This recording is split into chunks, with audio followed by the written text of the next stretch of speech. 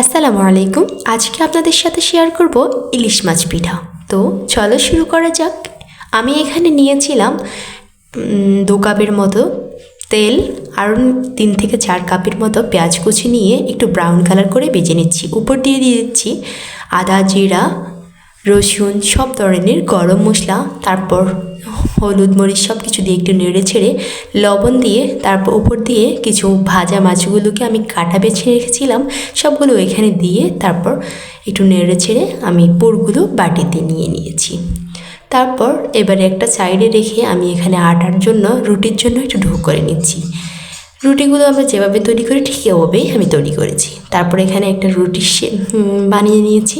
তারপর কাঁচা থেকে একটু কেটে ছোটো করে নিয়েছি। তারপর মাঝখান থেকে পুরগুলো দিয়ে দিয়েছি। একটা ছোট্ট রুটির টুকরো এখানে উপর দিয়ে বসে চারপাশ থেকে দিয়ে চেপে চেপে তারপর আমি এখানে একটা মেশিনের সাহায্যে সুন্দর করে 5 থেকে 6টা কাটা দাগ দিয়ে দিচ্ছি। এই কাটা দাগগুলো দিয়ে আমরা বেনি শেপটা করব। তো এখানে প্রথমে সুছালো ইলিশ মাছের যে মুখটা থাকে সেটার জন্য আমরা একটু বাঁকা করে নিয়েছি।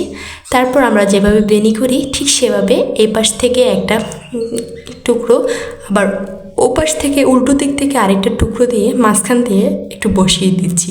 এখানে আমি একটু পানি ব্যবহার করছিলাম, আপনারা চাইলে তেল ব্যবহার করতে পারেন। তারপর চোখ বানানোর জন্য একটা লবঙ্গ ব্যবহার করেছিলাম আর লেজটা একটু শেপ করে দেওয়ার জন্য একটা কাঁটা চামচ দিয়ে একটু সুন্দর করে শেপ করে দিচ্ছি। আপনাদের বোঝার সুবিধার্থে আমি আরও দুটো দেখাচ্ছি। তো প্রথমে এখানে মাঝখানে পুর দিয়ে ছোট্ট একটা টুকরা দিয়ে তারপর হাত দিয়ে সুন্দর করে বসিয়ে দিতে হবে। তারপর ছুরি অথবা কোনো একটা কাটা যন্ত্রের সাহায্যে আমি এভাবে 5 থেকে 6টা এক পাশ থেকে কেটে নিচ্ছি। এভাবে দুপাশ থেকে 6 থেকে 7টা কাটা দাগ দিয়ে নিয়েছি। তারপর এভাবে উলট পালট করে দিচ্ছি। আমাদের এখানে অনেকজন মিলে পিঠাগুলো বানিয়েছে, যার কারণে একজনের একটা ক্লিপ আঁকে নিয়েছিলাম। তো এভাবে প্রত্যেকটা পিঠা দেখতেই পাচ্ছেন বানিয়েছে একজনের এক রকম।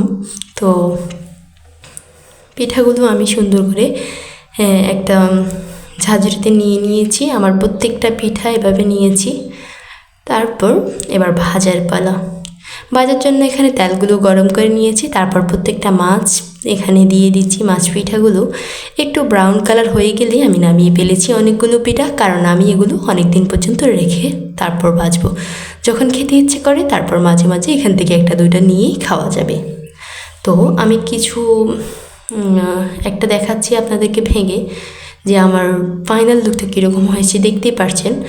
তো এটা খেতে অসাধারণ, আপনারা একবার হলেও বাসায় ট্রাই করবেন। আশা করছি আপনাদের পুরো ভিডিওটা ভালো লেগেছে। ধন্যবাদ।